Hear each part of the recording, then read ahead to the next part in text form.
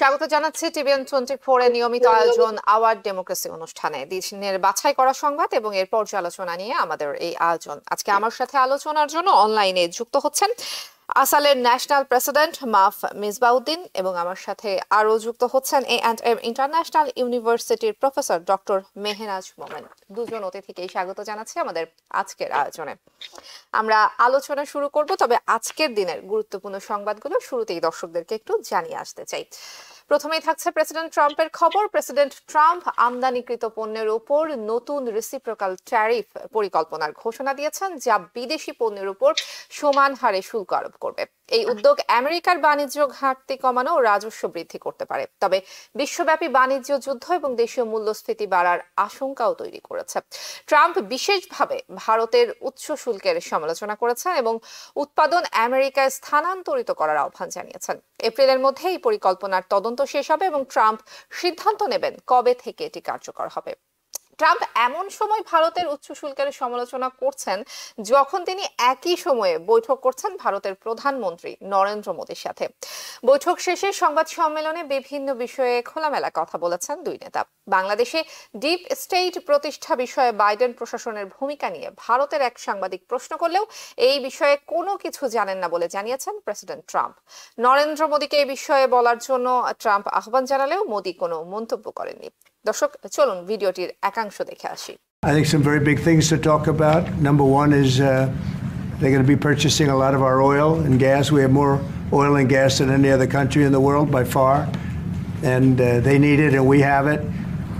And we're going to talk about trade. We're going to talk about many things, but it's really an honor to see you, and you have been my friend for a long time, and congratulations on having done a great job. Thank you. Thank you very much. এর আগে ওয়াশিংটনে বৃহস্পতিবার পৌঁছানোর কয়েক ঘন্টা পর Trump প্রশাসনের কয়েকজন উচ্চপদস্থ কর্মকর্তার সঙ্গে বৈঠক করেছেন মোদী। তাদের মধ্যে রয়েছেন ইলন মাস্ক, নিরাপত্তা বিষয়ক উপদেষ্টা মাইকেল ওয়ার্ডস এবং ন্যাশনাল ইন্টেলিজেন্সের চিফ তুলসী গ্যাবার্ট। এরপরই বাংলাদেশের অন্তর্বর্তী সরকারের প্রধান উপদেষ্টা অধ্যাপক মোহাম্মদ ইউনূসের সঙ্গে ইলন মাস্কের ফোন আলাপ হয়েছে। যদিও এখন পর্যন্ত ফোন আলাপে কি ধরনের আলোচনা হয়েছে তার কোনো বিস্তারিত তথ্য প্রকাশ করেনি বাংলাদেশ। এদিকে secretary of health and human services হিসেবে রবার্ট এফ কেনেডি জুনিয়রকে সিনেট অনুমোদন দিয়েছে এবং তিনি শপথ গ্রহণও করে ফেলেছেন এরই মধ্যে। তার ভ্যাকসিন বিরোধী অবস্থানের কারণে বিতর্কের মুখেও 52 এবং 48 ভোটে তিনি নিশ্চিত হন। পাশাপাশি তুলসী গ্যাবার্টকে আমেরিকার শীর্ষস্থানীয় গোয়েন্দা কর্মকর্তা হিসেবেও সিনেট অনুমোদন দিয়েছে। এই দুটি নিয়োগই ট্রাম্প প্রশাসনের নীতিগত প্রভাব এবং রাজনৈতিক কৌশলের প্রতিফলন মনে হচ্ছে। দিনের বাছাই করা গুরুত্বপূর্ণ সংবাদগুলো দর্শকদেরকে জানাচ্ছিলাম। আলোচনায় ফিরতে চাই। প্রথমেই যে বিষয়টি আলোচনায় নিয়ে আসবো, রেসিপ্রোকাল ট্যারিফ। দিনব্যাপী এটি নিয়ে অনেক আলোচনা সমালোচনা চলছে। অতিথিদের কাছে যেতে চাই। প্রথমে চলে যাব প্রফেসর ডক্টর মেহনাজ মোমেন, আপনাকে দিয়ে শুরু করি। পারস্পরিক শুল্ক আরোপের বিষয়টিতে ট্রাম্প বলছেন বাণিজ্য ভারসাম্য আনতেই তিনি এই সিদ্ধান্ত নিচ্ছেন। অপরদিকে অনেকেই বলছেন এটি আসলে বৈশ্বিক বাণিজ্যিক যুদ্ধের সূচনা হতে যাচ্ছে। সম্ভাবনা না শঙ্কা, আপনি কোনটা দেখছেন? এখানে অনেকগুলো দিক আছে যে এই পলিসিটার পলিটিক্যাল দিক কি, রাজনৈতিক দিক কি, অর্থনৈতিক দিক কি। অর্থনৈতিক দিকটার কথা যদি প্রথমে বলি, অর্থনৈতিক দিকে এটার যে আপনার যে প্রভাব হবে সেটা খুবই পরিষ্কার। যে কর শুল্ক দিয়ে উনি বলছেন যে আমেরিকার অর্থনীতির উন্নতি হবে, সেটার আসলে কোনো প্রমাণ নাই। এরকম যখন আপনার ট্যারিফ করা হয় তখন আপনার কনজিউমার তারাই কিন্তু এটার ভারটা বহন করে, ফলে আমেরিকার ডোমেস্টিক ইকোনমিতে এটার অনেক আপনার নেতিবাচক প্রভাব পড়বে। জিনিসপত্রের দাম বেড়ে যাবে এবং একটা ইনফ্লেশন এর আরো বেশি খারাপ হবে। কাজে অর্থনৈতিক দিক থেকে এটার কি প্রভাব হবে এটা নিয়ে আসলে খুব বেশি দ্বিমত নাই। কিন্তু এখন এটার তো যে কোনো পলিসির এটা তো শুধু অর্থনৈতিক না, এটা রাজনৈতিক দিকও থাকে। এখন কিছু কিছু আপনার পর্যালোক এরকম বলছেন যে এটা একটা আপনার মানে ট্রাম্পের একটা নেগোসিয়েশনের টুল হিসেবে ব্যবহার করছেন। কারণ আমরা যদি কানাডা এবং মেক্সিকোর ক্ষেত্রে দেখি যে ট্যারিফের ভয় দেখিয়েও শেষ পর্যন্ত কিন্তু ওটাকে ফ্রিজ করা হয়েছে, ওটা করা হয়নি। কিন্তু আবার অনেকে বলছেন যে না, এটা এরকম ভাবে না, এটা মানে এটা আসলেই যে আমেরিকার এটা প্রমাণ করার জন্য এটা রাজনৈতিক হাতিয়ার হিসেবে ব্যবহার করছে, এবং এটা শুধুমাত্র ভয় দেখিয়ে এটা দিয়ে ক্ষান্ত হবে না। তো যদি তাই হয় তাহলে আমার কাছে মনে হয় এই টুলটা ব্যবহার করলে আপনার এটার অনেক মানে এটার থেকে কোনো পজিটিভ ফল পাওয়া যাবে না। যেমন আমরা মাত্র দেখেছি বাইডেন আমলে যখন রাশিয়া ইউক্রেনকে আক্রমণ করলো, রাশিয়াকে স্যাংশন দিয়ে এবং নানা ধরনের আপনার পলিটিক্যালি ইকোনমিক টুল ব্যবহার করার চেষ্টা করা হয়েছিল, কিন্তু সেটা বুমেরাং হয়ে ফিরে এসেছে। কাজে আমার কাছে মনে হয় যে সার্বিক দিক থেকে এটার আমি কোনো মানে ভালো ফলাফল আমি দেখতে পাই না। জি, মাহফুজ বাউদ্দিন, আপনি একটু যুক্ত করবেন? শিওর। না, আমার মনে হয় মেরাজ আপা মোটামুটি এটা কভার করেছেন। তো আমি যে দিকটা করতে চাচ্ছি, আপনারা জানেন ট্রাম্প যখন 2017 ক্ষমতায় আসছে তার পরপরই সে $1.3 ট্রিলিয়ন টপ 2% আমেরিকানদেরকে সে ট্যাক্স ক্রেডিট দিচ্ছে। সেটা এক্সপায়ার করতেছে এই মার্চে। He wants to give them that credit again, but there is no money. Two ways he can get money, either he goes to Social Security or Medicaid, Medicare. But Medicaid, Medicare, Social Security, he needs the vote. He does not have the vote, even if there are 53 in Senate and very few in House, they are majority. So what he is trying to do, if he can do this tariff, whether he's saying fair tariff, equalization of the travel tariff, because it is true that American product goes outside with less taxes or tariffs when the foreign goods comes here, then it is very expensive. So that is what is happening. He is trying to do that so that he can get more money. But who is going to pay? জনগণ pay করবে। বাংলাদেশের থেকে শুরু করে আমরা সারা পৃথিবীর যে 212 দেশের মানুষ আমেরিকাতে থাকি, ঘুরে ঘুরে দেখা যাবে আমরাই পে করব। সে যেমন বলছে যে ভোটের আগে বলছে যে দ্রব্যমূল্যের মূল্য নেমে আসবে, কিন্তু এখন বেড়ে যাচ্ছে। এই যে কথাগুলি বলা এবং ইমপ্লিমেন্ট করা টু ডিফারেন্ট থিংস। সে ট্যারিফ জিনিসটাও যদি টাফ হয়, যদিও টাফ হয়, কিন্তু he can fight on it, and he needs money to give that $1.3 trillion. This is not going to help nobody in America except the top 2%. So that এখানেই আমার সমস্যা। কিন্তু লোকেরা সেদিকে লক্ষ্য করছেন না, শুধু লক্ষ্য করছেন যে Trump is doing good because he's going to bring more revenue. There will be no revenues, as Abad just mentioned. জি, আমাদের স্থানীয় বাণিজ্য অনেক বেশি সমৃদ্ধ হবে, এরকম একটি কথাও কিন্তু আসলে বলা হচ্ছে। সেই ব্যাপারে আসলে আপনি কতটুকু আশাবাদী? না, আমার যতটুকু এই বিষয়টা অবশ্যই এভাবে দেখতে হবে। আমাদের যে small business owner, they are already making money because in the market আপনি দেখবেন তারা যাদেরকে এমপ্লয় করে, বাংলাদেশি মার্কেটে যারা আছেন বাংলাদেশি লোকদেরকে এমপ্লয় করেন তারা। এখানে next to their story C Town pays Bangladeshi লোকদেরকে $15 an hour, কিন্তু বাংলাদেশিরা বাংলাদেশিকে পে করে $6 to $7 an hour. At the same time, first week they say it is training. তো আমাদের লোকেরা কিন্তু পয়সা বানায় যাবে স্মল বিজনেস আমাদের মধ্যে যারা। ট্যারিফে হলে সরকার যদি ট্যারিফ বেশি পে করে যেসব গুডস এই দেশে আসার জন্য, I don't know what hold on. Okay. Something happened. Okay.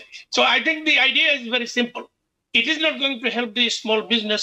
It is going to hurt those who goes to the small business. That is what I understand it. G, doctor Mehnaz Mohammad, একদম বৈশ্বিক অর্থনীতিতে কি ধরনের প্রভাব পড়বে বলে আপনি মনে করছেন? যেমন আমরা যে খোলা বাজারের কথা বলি, যেখানে কম্পিটিশন, হ্যাঁ, সেখানে যদি এখন এরকম হয় যে আমেরিকার তো একটা অনেক বড় বাজার, এখানে এরকম ট্যারিফ যুক্ত করা হয়, তাহলে ধরেন এটা রিটালিয়েশন হিসেবে আরো অনেক দেশ এগুলো করবে। অলরেডি করা আমার মনে হয় কিছু কিছু ক্ষেত্রে শুরু হয়ে গেছে। তো তখন আমরা যে বাণিজ্যের যে একটা অবাধ বাণিজ্য, সেখানে একটা আপনার ছেদ পড়বে।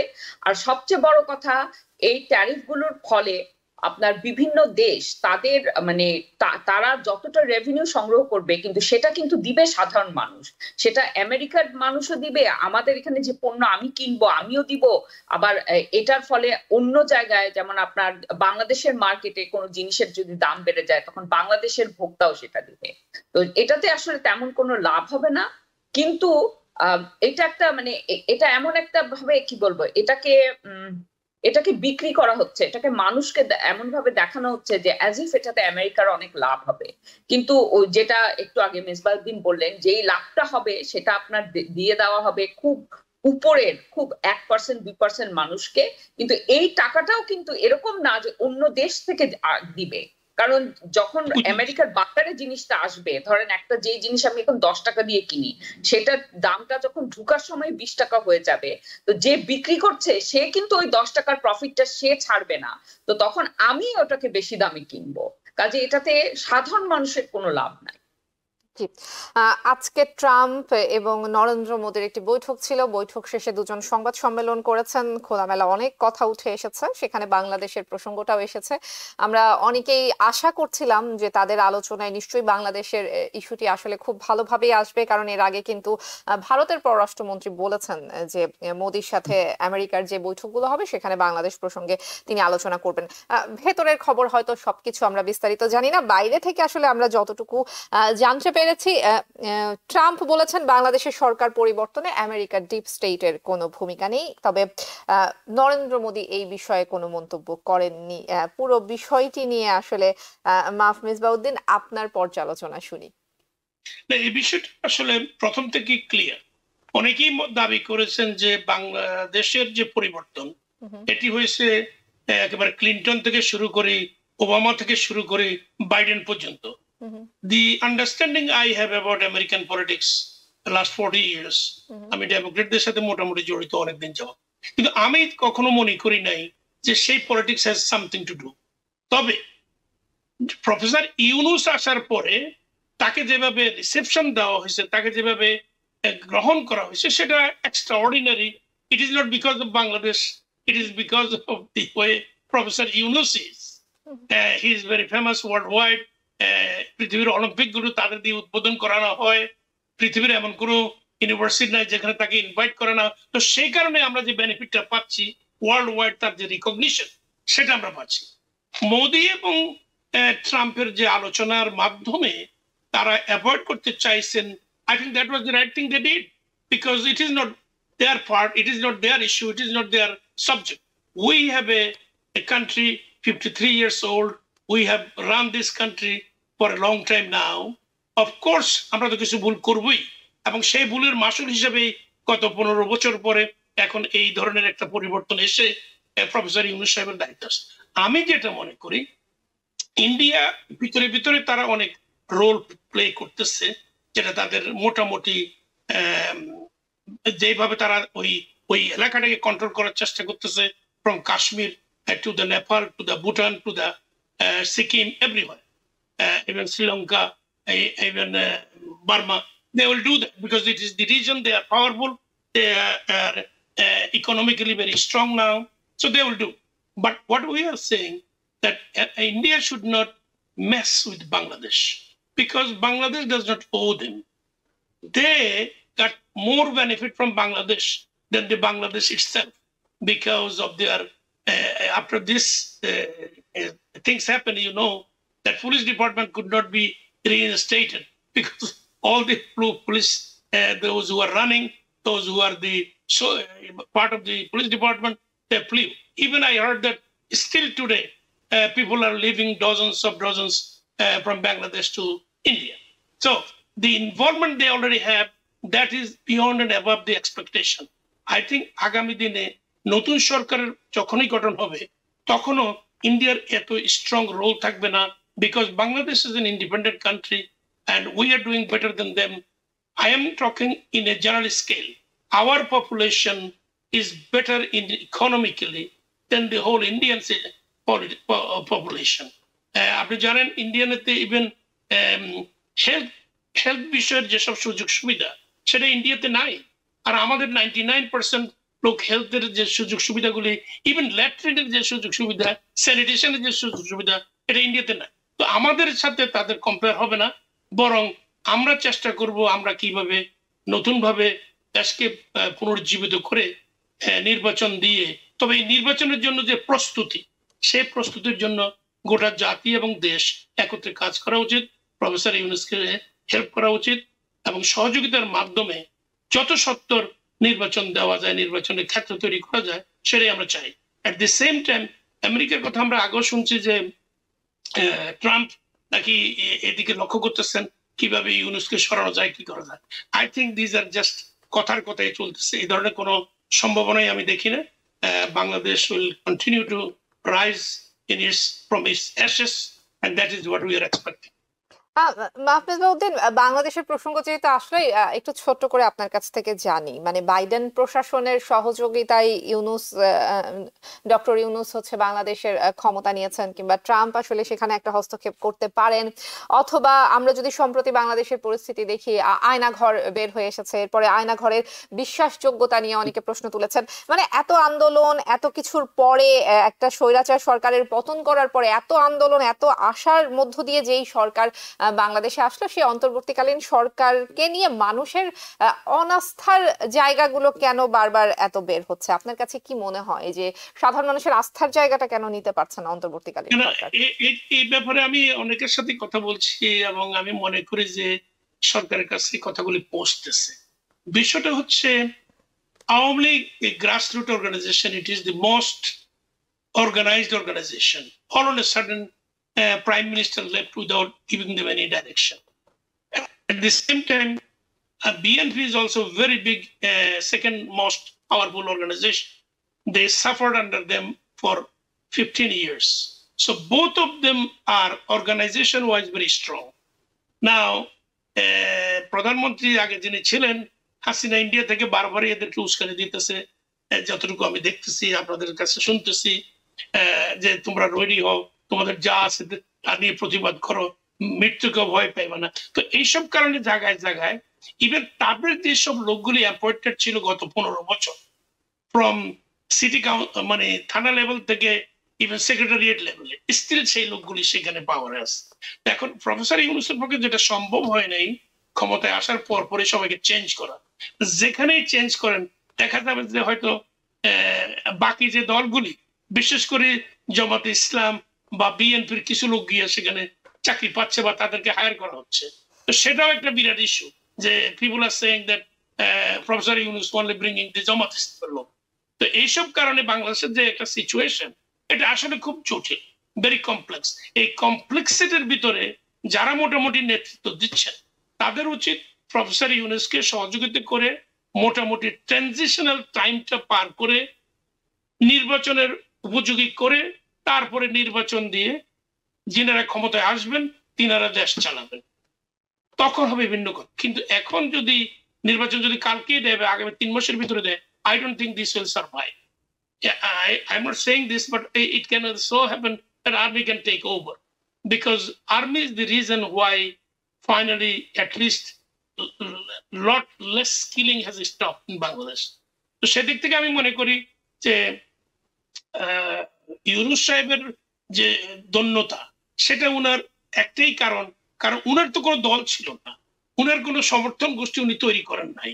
উনাকে যারা নোবেল প্রাইজ বিষয়টা জানেন, সারা পৃথিবীতে উনার যে সম্মান, এরকম যারা বাংলাদেশে আছেন যারা মনে করেন, তাদের সংখ্যা আমার মনে হয় খুবই কম।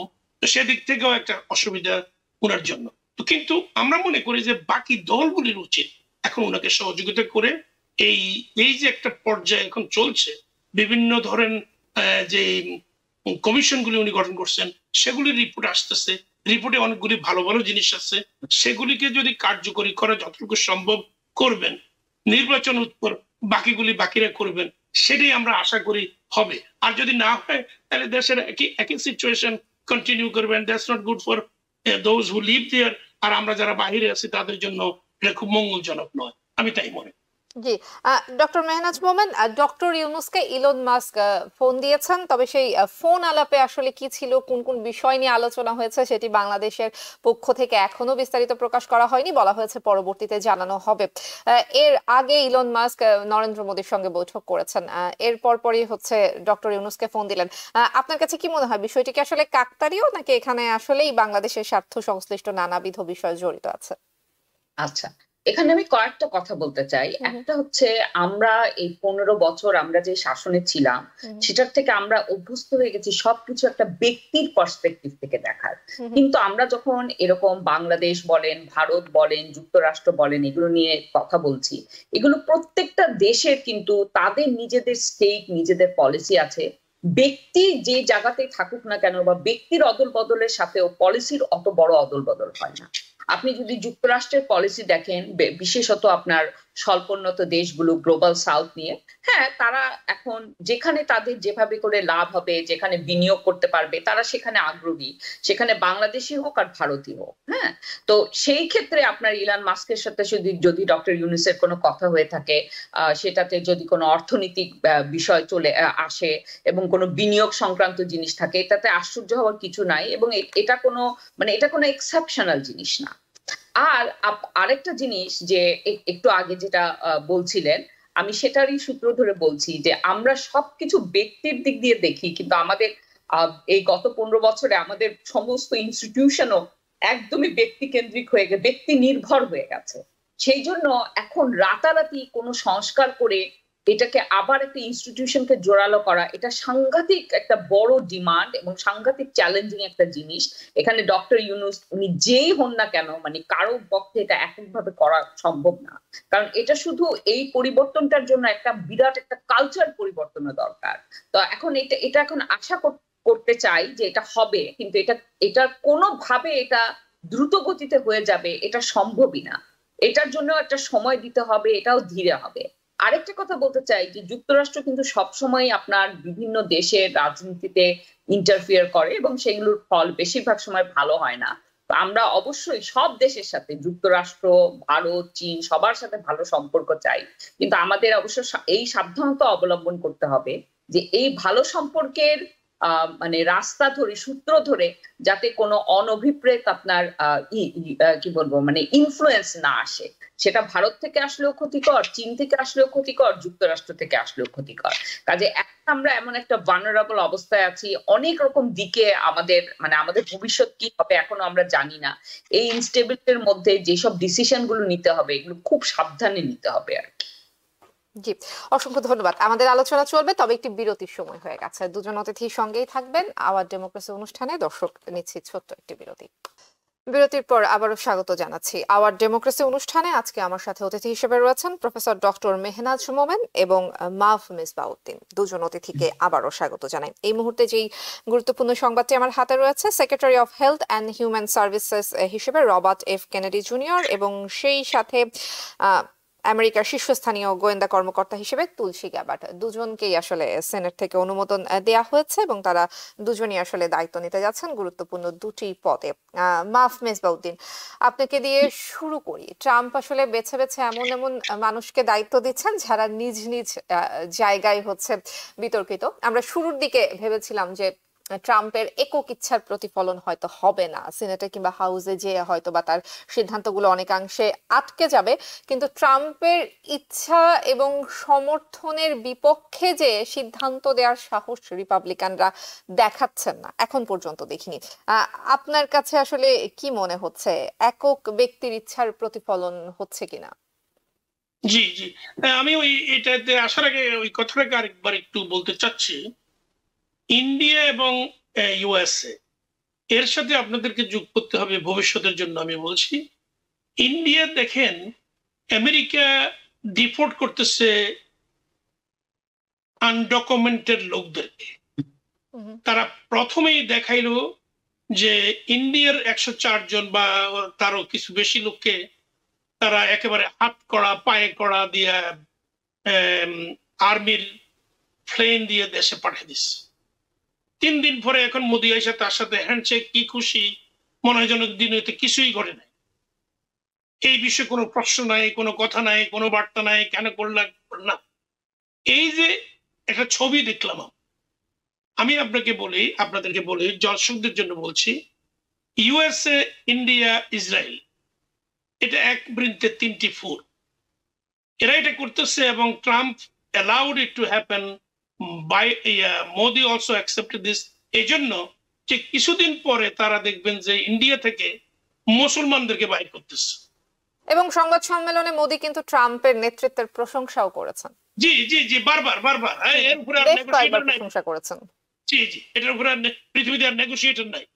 কেন? এগুলি হচ্ছে কয়দিন পরে যখন তারা ওইটা করবে, যেটা করবে, even 370 article in the Indian constitution changing the citizenship of the Muslim, all this thing is happening. It is a plan. The way he's now attacking, killing in Kashmir, it is same as Israel is killing in Palestine. So they are going to do that. So when they do that, America is not going to say anything. America, আমরা তো তাদের লোকদেরকে এভাবে পাঠাই দিছি, এখন সে তোমাদের গুলি পাঠাইতেছে, what do I have to do? I have nothing to do. So that is why Modi is enjoying this, because he's going to bring back to the people that is there, and Muslims are suffering, and so on and so forth. So with that note, I just want to come back to RFK. RFK is the cancer of the Kennedy family. I don't know how people take it. আমার কাছে আল্লাহ মাফ করুক, তাকে disable মনে হয়। Disabled people যেভাবে act করে, nothing is wrong, I am not against them. I'm saying that is exactly he acts in his life. তো সেদিক থেকে সে 52-48 আপনি যেটা বলছেন একেবারে সত্য কথা। Republican party never said no to Trump. আর এট দ্য সেম টাইম আপনারা যদি ডেমোক্রেটের এক্সাম্পল গুলি যে কোনো সময় দেখতে চান, আপনারা দেখবেন বাইডেন একটা ডিবেটে খারাপ করছে, আর তুমি সরো সরো সরো, মানে ডেমোক্রেটের ভিতরে একেবারে ছাড়া পড়ে গেছে। আমি একটু যুক্ত করতে চাই, এমনকি সেনেটে একজন রিপাবলিকানের একজন নেতা যখন এটার বিরোধিতা করেছিলেন, তখন বাকিরা কিন্তু আবার তাকে আক্রমণ করেছেন, তার সমালোচনা করেছেন। আবার সে majority leader, and she has done for more for Republican Party and Conservative Party more than any other majority leader in the country in the history. তারপরে তার কোনো মূল্য নাই। কিন্তু সে যে কথাগুলি বলছে বোথ ফর আরবকের জন্য এবং তুলসী গাবার্ডের জন্য, রিপাবলিকান অরিজিনাল হিসেবে, সিনেট মেজরিটি লিডার হিসেবে, I think he was right. এখন প্রশ্ন হচ্ছে, ওরে তো তারাই অ্যাটাক করতেছে, এবং ট্রাম্প দেখবেন তারা কত ইনসাল্ট করে বিভিন্ন জায়গায় বিভিন্ন সময়। তো এখন বিষয়টা হচ্ছে, তারপরেও যেহেতু তাদের 53 majority, it is unfortunately around 20 years ago Democrat changed it. Before, all the confirmation supposed to happen by 60 vote, but when Democrat has 58 seats in the Senate, at that time they changed it to that we don't need the majority, we can do 51. So that is what is happening now. They are the victim. Same thing, whatever Trump is doing, the Republican Party will be the victim of that. That is the hope I have. তো এখন যে বিষয়টা হচ্ছে, এ কি করবে, এই যে এটা ইভেন ভ্যাকসিন বিশ্বাস করে না, সিডিসি বলতে কোনো জিনিস থাকবে না। যেরকম ট্রাম্প ওয়ার্ল্ড হেলথ অর্গানাইজেশনকে বন্ধ করে দিচ্ছে, সারা পৃথিবীতে এরাই একমাত্র টিকা দান করে, এরাই একমাত্র ম্যালেরিয়া থেকে ইরিডিকেশন করছে, এরাই একমাত্র, মানে ওর মাধ্যমে আমরা যখন ছোট ছিলাম তখন আমি যে টিকা দিয়েছি সেই টিকার দাগ আমার শরীরে এখনো আছে, এগুলি ওর মাধ্যমে হইতো, এখন সেটাও সে বন্ধ করে দিয়েছে। তারপরে এখন ধরেন ইউএসএ, মানে এই যে একটা পাগলামি চলতেছে ট্রাম্পের, this nominee is one of that indication that nothing will go right in this country for next 4 years, and it could be 8 years. So we will wait and see. So it will an impact especially for the, because it is under him is the Medicaid and Medicare both. এখন দেখেন আমাদের new York সিটিতে, new York স্টেটে আমরা যত বাংলাদেশিরা আছি, even Pennsylvania, New Jersey, Connecticut, Delaware, all these state people comes to New York State for medical treatment, and all of them has Medicaid, that Obamacare cards. That will not last any long, because these people are going to cut Medicaid, Medicare to the extreme, which is only extreme people can do that, and because they need money. আপনারা জানেন Trump তার গত 4 বছরে highest date করে গেছে $8.5 trillion. And Biden, during the 4 years, he had $6 trillion. So at least $2.5 trillion less than Trump did. This time he's going to do 12 trillion. So people do not understand. Republican will never understand. আমরা যারা এখন আপনার সাথে কথা বলতেছি, আমাদের জনগণ, আমাদের বাংলাদেশি অনেকে দেখছি ট্রাম্পকে ভোট দেয়, এবং আমাদের মুসলমানরা ট্রাম্পকে ভোট দিচ্ছেন। আমি তখনও বলছি, আমি এখনো বলি, যদি কোনো ক্ষতি হয়ে থাকে তাহলে তাদেরই সবচেয়ে বেশি ক্ষতি হবে। আমাদের তো ক্ষতি হবেই, কারণ আমরা তার বিরুদ্ধে ছিলাম, কিন্তু এর অনেক ক্ষতি হবে এই জন্য। এবং মুসলমানদের অবস্থা, তারা ট্রাম্পের ভোট দিচ্ছে কারণ প্যালেস্টাইনের যুদ্ধ বন্ধ হয়েছে, সে এখন পুরো প্যালেস্টাইনে নিয়ে যাইছে।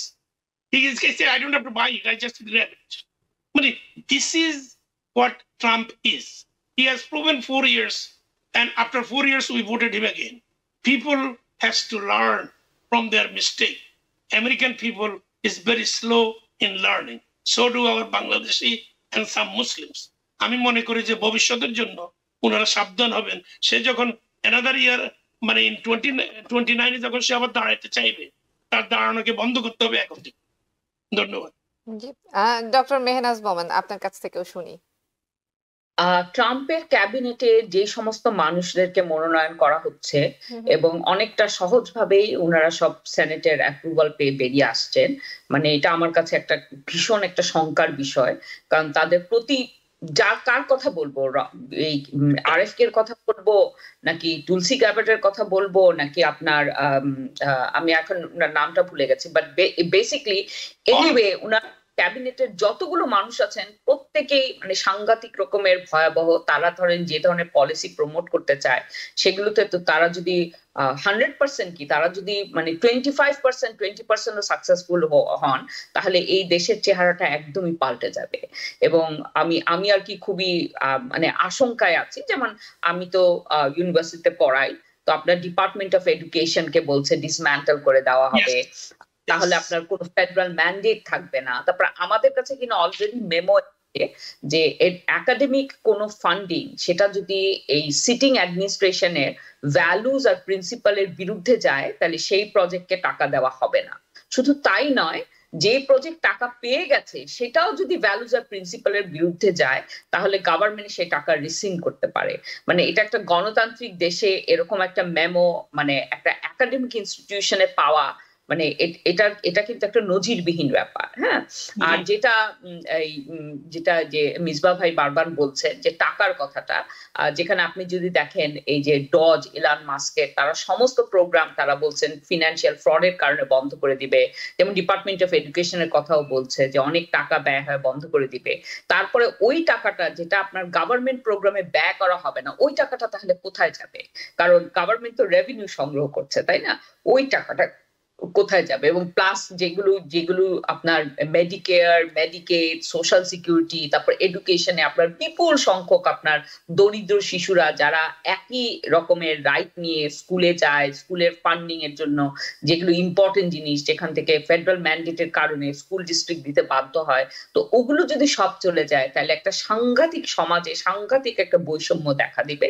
এবং আমিও মিসবাহ ভাইয়ের সাথে একমত, যারা ট্রাম্পকে ভোট করেছে, ট্রাম্পের তো বিপুল সংখ্যক ভোটার এসছে হোয়াইট আন্ডার ক্লাস থেকে, এই সমস্ত পলিসি কিন্তু চলে গেলে তারাই সবচেয়ে বেশি ভুগবে, কিন্তু তারা একা ভুগবে না। তো আমি আগামী 4 বছর নিয়ে আমি খুবই শঙ্কিত। ডক্টর মেহনাজ মোমেন, আজকের সংবাদ সম্মেলনে দেখলাম যে ট্রাম্পের ক্ষমতা নেওয়ার মাত্র 24 দিন হয়েছে, এর মধ্যেই অনেক সাংবাদিক কিন্তু ট্রাম্পের প্রশংসা করছিলেন। ট্রাম্প যেটা খুব পছন্দ করে তার প্রশংসা করা কিংবা তাকে একটু তোষামত করা, অনেক সাংবাদিক তার প্রশংসা করছেন। রিপাবলিকানরা ট্রাম্প যেটা বলেন একদম চোখ বন্ধ করে সেটাতে সমর্থন দিয়ে দেন, এবং আশঙ্কার বিষয় হচ্ছে অনেক ডেমোক্রেটিক নেতাও এখন ট্রাম্পের সুরে কথা বলছেন। অটোক্রেসির একটা শঙ্কা কি আমরা পাচ্ছি কিনা? হ্যাঁ, আমি একটু আগে যে কথাটা বলছিলাম ব্যক্তি কেন্দ্রিক, যেটা আপনার আমরা যখন পাশ্চাত্যের প্রাচ্য আর পাশ্চাত্যের দিকে তাকাই, আমাদের ইতিহাসে প্রাচ্যের ইতিহাসে কিন্তু অনেক কিছু অনেক ব্যক্তি কেন্দ্রিক, কিন্তু পাশ্চাত্যের ইতিহাসে অনেক কিছু অনেক ইনস্টিটিউশন কেন্দ্রিক। সেই জন্য আমরা এখানকার সিস্টেমকে আমরা বলি যে অনেক বেশি আপনার স্টেবল, অনেক বেশি স্থায়ী। কিন্তু এখন ট্রাম্প ক্ষমতায় আসার পরে আমরা দেখছি যে অনেক কিছুই কিন্তু ব্যক্তি কেন্দ্রিক হয়ে গেছে। যেমন আপনি যদি ইলন মাস্কের কথা ধরেন, মানে উনি তো একজন আনইলেক্টেড মানুষ, কিন্তু উনি যেভাবে করে ভীষণ সেন্সিটিভ ডেটাতে উনার অ্যাক্সেস তৈরি করা হয়েছে, যদিও এখন সেটা ফেডারেল কোর্ট সেটাকে রুখে দিয়েছে, কিন্তু সেটা তো টেম্পোরারি, তারপরে দেখা যাক কি হয়। হ্যাঁ, তো এখন আমরা দেখছি সবকিছু কিন্তু ব্যক্তি কেন্দ্রিক। তো এটা কিন্তু আপনার আমেরিকার যে ডেমোক্রেটিক ঐতিহ্য সেটার কিন্তু এটা পরিপন্থী, সেই পথ থেকে কিন্তু সরে আসা হচ্ছে। তো এটা, এবং আপনি যদি পার্টির দিকে তাকান, যে কোনো party, Democratic party, Republican party, সব পার্টিতে যে কোনো পলিটিক্সে আপনার মতভেদ থাকবে, এবং সেই মতভেদের ভিতর সবকিছু আপনার মতে হবে না, কিন্তু যেটা আর কি মেজরিটি চায় সেটা মেনে নিতে হবে। কিন্তু রিপাবলিকান পার্টিতে আমরা একটা ট্রেন্ড দেখছি, এটা ট্রাম্প প্রথমবার নির্বাচিত হওয়ার পর থেকে, যে তারা যেটা বলে সেটার ভালো মন্দ এটা নিয়ে তারা কোনো পর্যালোচনা না করে সেটা আপনার অনেকটা অন্ধভাবে মেনে নিচ্ছে। তো সেটাও তো আপনার ডেমোক্রেটিক ভ্যালুর বিরোধী। তো হ্যাঁ, আমি আপনার সাথে একমত, আমরা একটা অনেক বড় একটা অটোক্রেসির মানে কি বলবো, এখানে হচ্ছে কি ডেমোক্রেটিক সিস্টেমের অনেকগুলো রিকোয়ারমেন্ট মেনেও আপনার সিস্টেমটা ধীরে ধীরেও বলবো না, অনেকটা র্যাপিডলি অটোক্রেটিক হয়ে যাচ্ছে। জি, আমরা একদম শেষ পর্যায়ে চলে এসেছি। মাহফুজ মেজবাউদ্দিন, আপনি কিছু যুক্ত করতে চান? জি জি, না একেবারে সুন্দর প্রশ্ন, মিনাজ আপা সুন্দরভাবে বলছেন, এবং ওনার আগের বক্তব্য ছিল অটোক্রেসি যে এতে কোনো সন্দেহ নাই, কিন্তু আমি মনে করি ট্রাম্পের এই অটোক্রেসির সাথে he is gonna add fascist সরকার।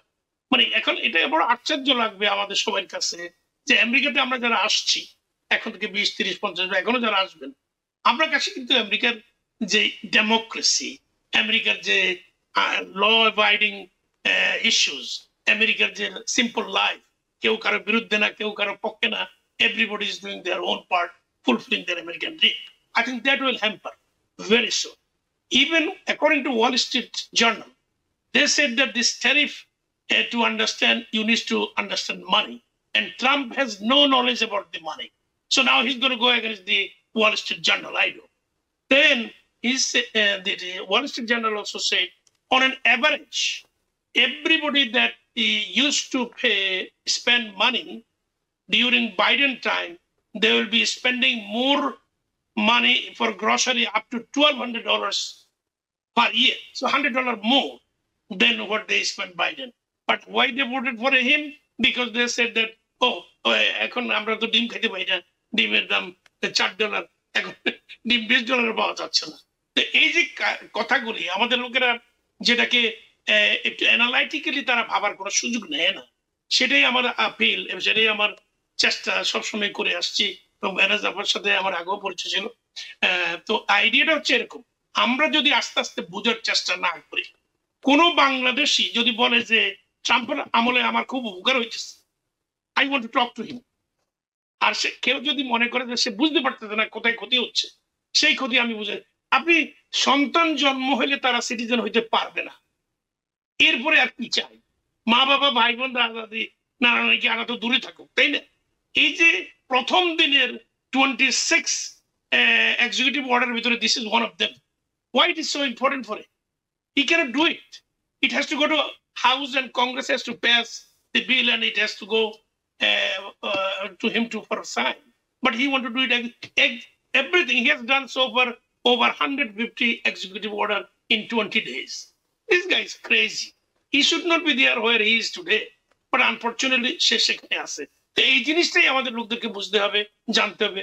যিনারা এখন রিপাবলিকান পার্টি গঠন করতেছেন আমাদের কমিউনিটিতে, তাদেরও বোঝা উচিত যে this is over, this can't last. If you are an immigrant, talk like an immigrant. If you are a minority, talk like a minority.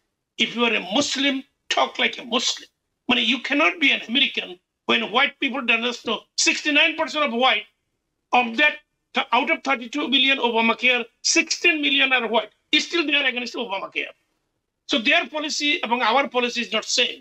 Their thinking and our thinking are not same. আমি মনে করি আমাদের জনগণের দিক থেকে, বিশেষ করে আমরা যারা বাংলাদেশ থেকে আসছি, নতুন জেনারেশন, গত 30-40 বছর যাবত আমরা এই দেশে আসতেছি এবং আরো আসবো, এখন বেশ একটা সংখ্যা আমাদের তৈরি হয়েছে, বিভিন্ন জায়গাতে আমরা একটা ইম্প্যাক্ট করতেছি। এখনই সময় আমাদেরকে বুঝে নেওয়া কি আমাদের জন্য ভালো, কি আমাদের জন্য মন্দ। ধন্যবাদ আপনাকে। জি, আমরা একদম শেষ মুহূর্তে চলে এসেছি, না হলে আমাদের এই আলোচনা আরো চলতে পারতো। প্রফেসর ডক্টর মেহনাজ মোমেন এবং মাহফুজ মেজবাউদ্দিন, দুজনকেই ধন্যবাদ, আপনারা আজকে সময় দিয়েছেন। Thank you very much. Manager আপনি কল করব, আপনি ধন্যবাদ জানাবো দর্শকদেরকেও। আওয়ার ডেমোক্রেসি অনুষ্ঠানে এই ছিল আজকের মতো। টিভিএন নিউজ নেটওয়ার্কের সঙ্গেই থাকুন সবসময়। টিভিএন 24 টেলিভিশন দেখতে আজই কল করুন 7187776556। লগ ইন করুন www.totalcablebd.com। নিউ ইয়র্ক থেকে সম্প্রচারিত টিভিএন 24 টেলিভিশন বিশ্বজুড়ে বাঙালির কণ্ঠস্বর।